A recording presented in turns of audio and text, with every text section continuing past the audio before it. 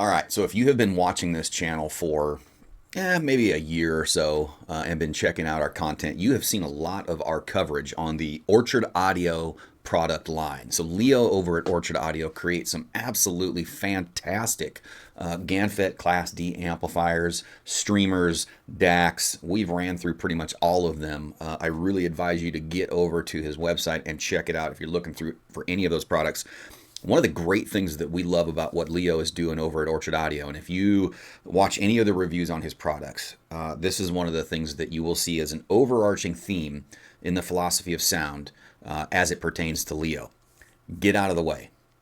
We don't need to add things. We don't need to take away things. We want a completely transparent and neutral relationship with your gear, your front end, and your speakers when it comes to amplification. So we've had all of the series of amplifiers from Orchard Audio and ran them through a multitude of our systems. Absolutely fantastic and spot on that you are going to get as close to a straight line with gain as you possibly can. I mean, these things are just 100% performance. They are going to let whatever you send it shine through, and they are going to send it on with the highest level of performance and lack of coloration and getting into the mix of things to your speakers as possible.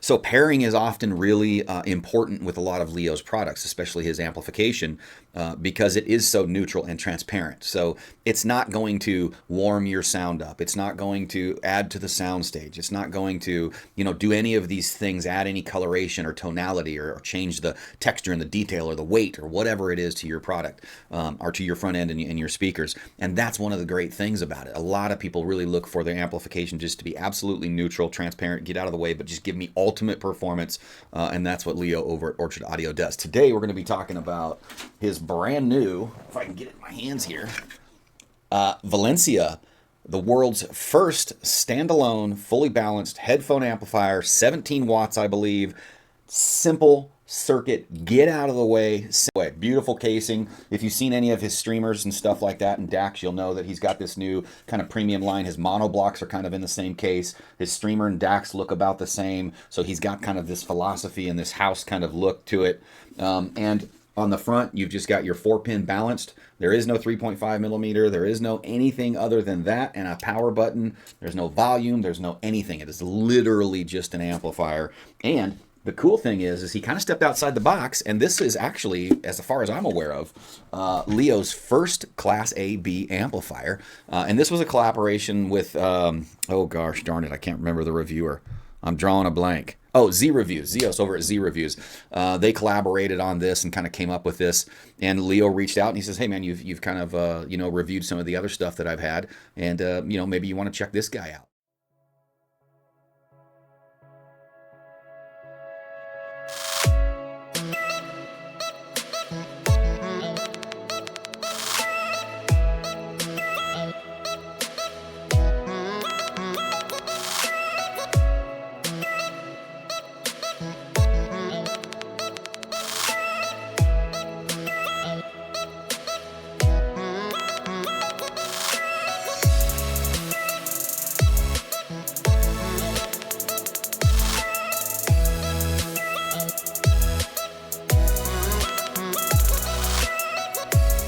So I said, yeah, we've got some headphones. We've got some ETA audio headphones, in the $300 to $400 range. We've got some, cheapy guys in the $200, $100, $80 range, some earbuds, some in-ear monitors, all the way up to the Mod House tungstens, which come at about $1,400 or $1,500.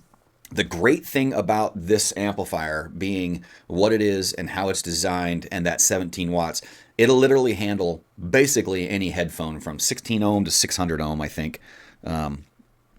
Just double check that. But yeah, absolutely. And he gives you all the ratings. If you go on his website, basically 8 watts into 8 ohms, so all the way down to 8 ohms, up to 600 ohm, it'd be 0.81 watts is what he's showing on his website.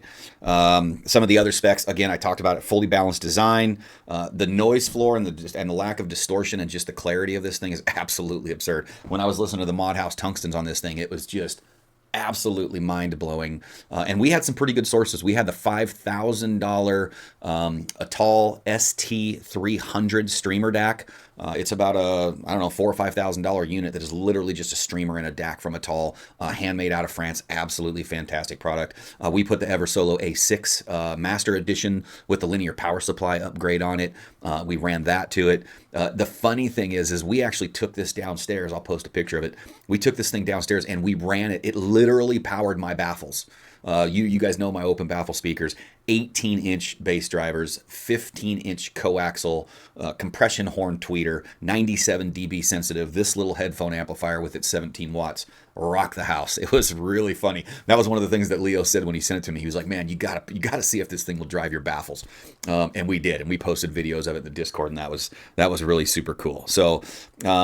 Some of the notes that he's got here, again, fully balanced design, Neotech OCC wiring. So inside, internal for the 4-pin and XLR collector, we've got that Neotech in there. Independent linear regulators for each channel, 14 dB of gain, signal noise ratio of 134 dB. Oh my God! Input impedance is 44K ohms. I went through the power and stuff like that. What you get is you get basically the Valencia. He does give you the adapter, but it's only to 4.4 millimeter. So you're gonna have to have. I've got it laying around here. I got a couple different adapters so that I could use my 3.5 millimeter and some of my other headphones with this thing. So you'll have to have that adapters, to kind of integrate, because like I said, his goal on this thing was just to get out of the way. I don't want to put a bunch of stuff in here. I don't want to have all these options. Leo's thing is minimal circuit as possible, best quality parts, give you the best sound, get out of the way. So nice substantial little box. And you know what? We had an absolute blast with this thing. And it comes in at, I think I talked about it before, this is a $2,000 headphone amplifier. And it is just an amplifier. But the level of performance that it is going to bring to your front end and your headphones is going to be absolutely as good as you can possibly get. And he talks a lot about on his website about, how pairing is important, and it's kind of on the burden of you as the consumer and the audiophile, audio enthusiast who's curating this system to understand that this amplifier is not going to color your headphones. You're just getting your bang for buck. It's going to let your front end come through. It's going to give you absolute performance, and it's going to push it downstream to your headphones, and you are going to hear everything that your front end is built of, and your headphones are going to perform as good as they possibly can. So what are some of the differences between this and some of the other amplification that he has? And if you've been through the Orchard Audio Ganfet stuff, the Class D, we've had his flagships out, we've had his mono blocks out.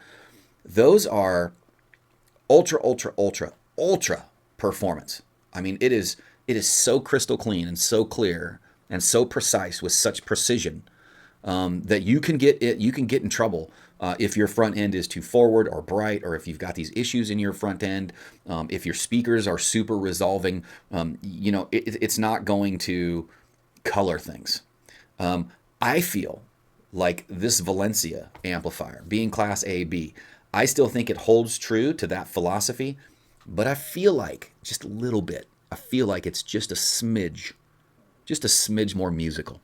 I feel like it's got just a little bit more soul to it. I know that he says that it is literally zero coloration, and I don't think it colors the sound, but I get a little bit more of kind of a organic feel, a little bit more of a texture, and I don't know if it's letting that through better, but I feel, or maybe it's just the nature of the Ganfet that is that way, and what we're seeing and kind of hearing is the difference between Leo's Ganfet amplification network and this new kind of Class AB network that he's using.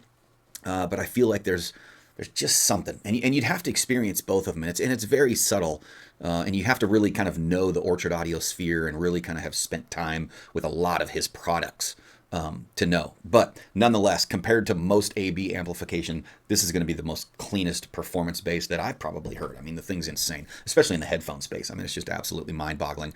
We jumped back through a bunch of different headphones, man, but I tell you, pairing this, you're going to want a nice set of headphones with it. The Mod House Tungstens, I think they're $1,400.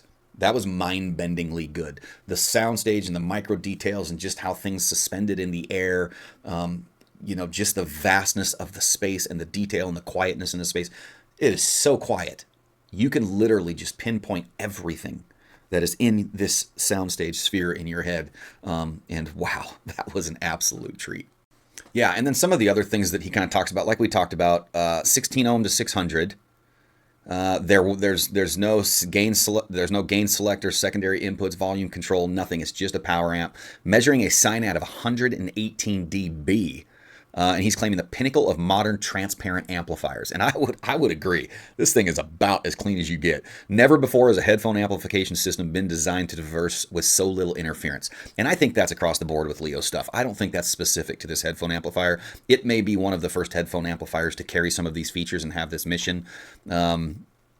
It's just absolute. And here he talks about, and you can read all this stuff on his website. But having 17 watts at 32 ohms of extremely clean power puts the responsibility on the listener. We talked about that. It's going to be up to you guys.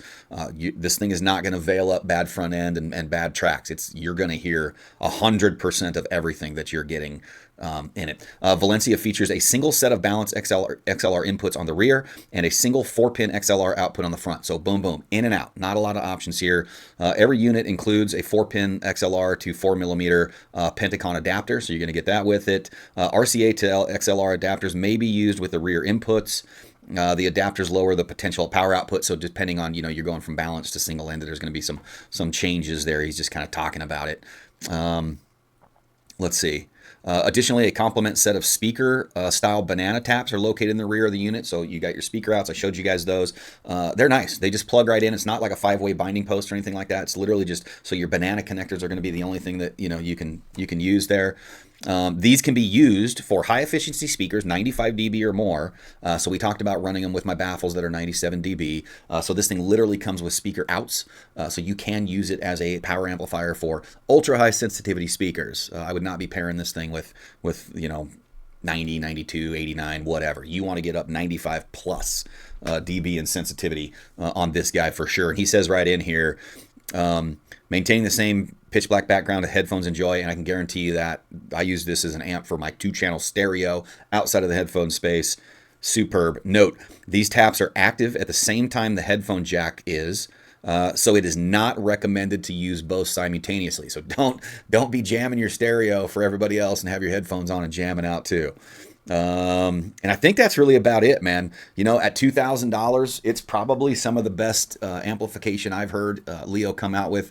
We've run his mono blocks, all of his high-end stuff, $3,000, $4,000, $5,000 line of his main flagship stuff. And I think he really holds true on this piece. That's the one thing that I like the most, is like, you get a company that gets a philosophy of sound that just works.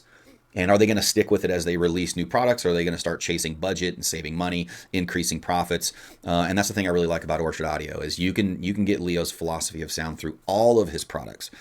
So if you are looking for a high-end headphone amplifier, and you have a nice, holo red, you've got some, you've got your streamer and your DAC, and you've got some really nice high-end stuff that you love the sound and the characteristics of, and you want to put some amplification in front of it that is just going to accentuate that magic that you like about your front end, and then send that down to basically any set of headphone that you could possibly think about running. You pick your favorite, and not have that kind of muddied up and that interaction, just being 100% performance and seeing everything that you've got in your high-end gear that you've invested in. So you've got a $800, $1,000, $1,500, $2,000 set of headphones. You've got $3 or $4 grand in your front end. This is going to be something that you're going to be looking at. This is going to be something that you want to plug down into the middle of that and say, I want to hear what all this has to offer, without kind of putting my own, peanut butter on the bread, if you will, and making a different flavor. I really just want to kind of highlight this stuff. So anyway, I highly recommend you guys check this out. Thank you, Leo from Orchard Audio, for sending this to us for review. He also sent us the tungstens from Mod House. Thanks to Tom over at ETA Audio for the Mini SC headphones from him. We also ran the Emotiva headphones. I wanted to run some budget gear through it. We sent these, I think these are like Moondrop or something. I can't remember these, $80, $90 pair of in-ear monitors. We played with all kinds of headphones on this thing. And man, what else can I say? Go check it out if you're a headphone guy. Quit messing around. Just get the best. All right. See you guys later.